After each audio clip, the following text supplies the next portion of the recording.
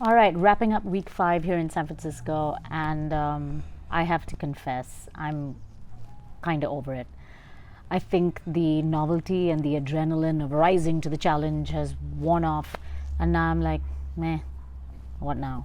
The good news is that for us here in San Francisco, the sun is shining. The birds are very loud. I don't know if that was the case before. And I'm going to bust a myth for those of you who don't know. San Francisco is not Baywatch weather. That's LA. We have sunshine, but we also have a lot of fog.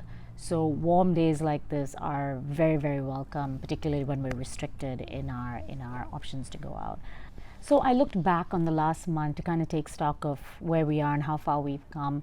And on the positive side, we have found more of a rhythm, whether it's managing the online learning or putting on the whole Ghostbuster suit to go grocery shopping. The kids have even stopped resisting doing their chores. Well, miracles never cease. It's just a part of their everyday reality, like being bombarded by 100 different coronavirus memes is for us adults. One of the things that stopped working for me off the bat was the over-enthusiastic nightly family activity. I mean, for fuck's sake, we're together all day. Can we not just take the night off to binge watch Netflix or wallow in our sorrows or write a thank you note to Anthony Fauci, which was on my to-do list? So we started with every night. We went down to every other night, and now we're down to once during the week and Fridays and Saturdays. When my son, for his night, said that everybody could do what they wanted, we realized that pulling back was a good call. Part of the issue is also that we're way busier than expected. I mean, when the distance learning thing came on, I understood that the kids would be home and they'd be snacking a lot. I got all of that. But I missed two critical pieces, which are enforcement and assistance.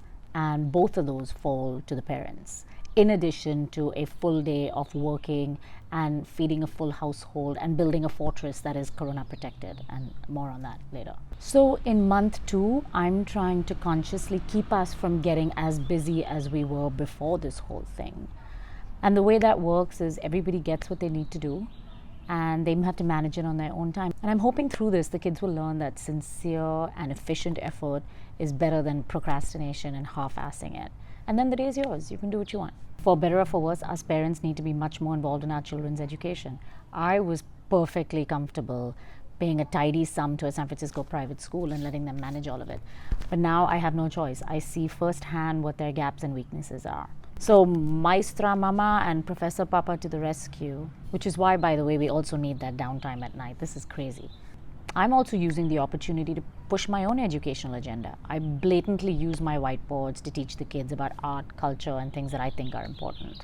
It's my way to continue to expose them to the world without getting on a plane, and it costs $20. You can check out my whiteboards, by the way, on Instagram, and actually at kamnalive.com at the Whiteboard Project. I know, I'm becoming one of those parents with the color-coded schedules, but hey, it works for me, and if it works for you, use it, and if it doesn't, chuck it. Speaking of the whiteboards, one of the things that has helped is having an expectation of a schedule, because before that, I would be scampering to prepare meals during work, and nobody would show up, and I'd be freaking out. So having a daily schedule and daily reminders means less nagging, less chasing, more accountability.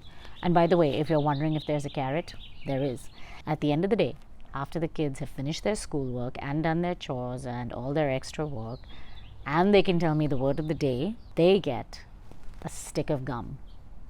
Genius, right? I don't pay for chores. As far as I can tell, nobody's paying me. Now, when the shit show started, I immediately took my social life online. And I have friends and family all over the world for which I'm extremely grateful and wanted to connect with. So I was WebExing and hanging outing and Zooming and house partying and WhatsApping up the wazoo until it started becoming really stressful. Because while the rest of the house is not on a concrete schedule, it was really hard for me to be like, oh, I have to be on a call at 6 p.m. or 9 a.m. or whatever. And generally, when I'm on a call with my friends, it's not a PG conversation. Mama needs to be uncensored. So yeah, no kids permitted. So I dialed it down on the scheduled calls and just left it more impromptu. That seems to be working a little bit better for me. I do have some scheduled calls still with my mom in India and my sister and nieces in Singapore because the time differences just make it really hard. But overall, having one more thing to show up to at a particular time was just adding more stress than was required. Now, as stress busters go, funnily enough, I have not felt like drinking much. And I enjoyed my alcohol as much as the next person. But the reason is this. I am terrified of compromising my immunity.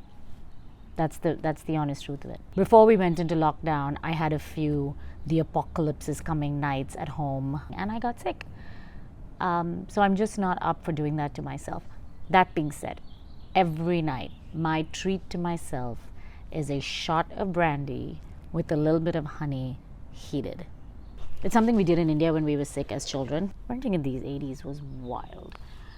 This is not meant to be a judgment on anybody. You do you. Whatever you need to drink, whatever you need to smoke, you want to marinate in eucalyptus oil, whatever gets you through.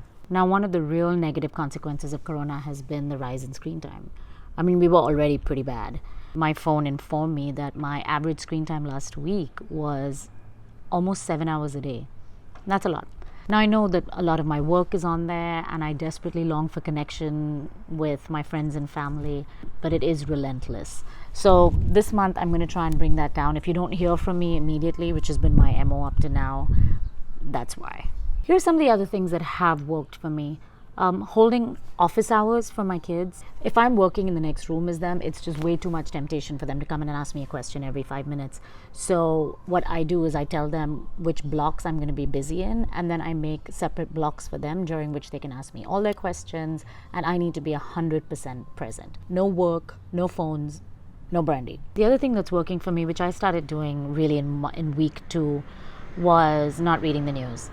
There's no real new information. I find most of it pretty alarmist. I am curious to know how the plans to open up cities and countries is going. So at most, I'll tune into Gavin Newsom for a bit, Andrew Cuomo, mostly Randy Rainbow. The other thing we've managed well, I think, is assessing real risk and not freaking out. So when it comes to grocery shopping, we have a system where we quarantine stuff for a couple of days. We just simply don't touch it. The children know not to touch it as well. It stays in the corner of the house. So there's less stress and angst around, oh my God, is this packet of pot stickers going to give me coronavirus?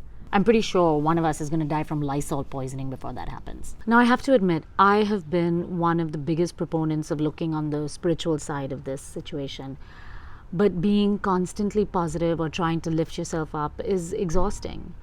So I've taken the pressure off myself a little bit. If I'm feeling down, I follow the mood. I listen to music, I phone a friend, whatever feels right. I've taken meditation off my to-do list because that list was just stressing me out. So I wait for those moments to find me organically. Sitting in the garden for a few minutes, listening to the birds, taking a few breaths. Sometimes at night, staring out into the pollution-free sky. Those are moments of peace, and that's all I can ask for at this time. The goal of all of this is to relieve stress. So if it's taking energy that I do not have, it's going to have to be on the back burner for a little while. In its place, mindless, creative activities seem to give me peace.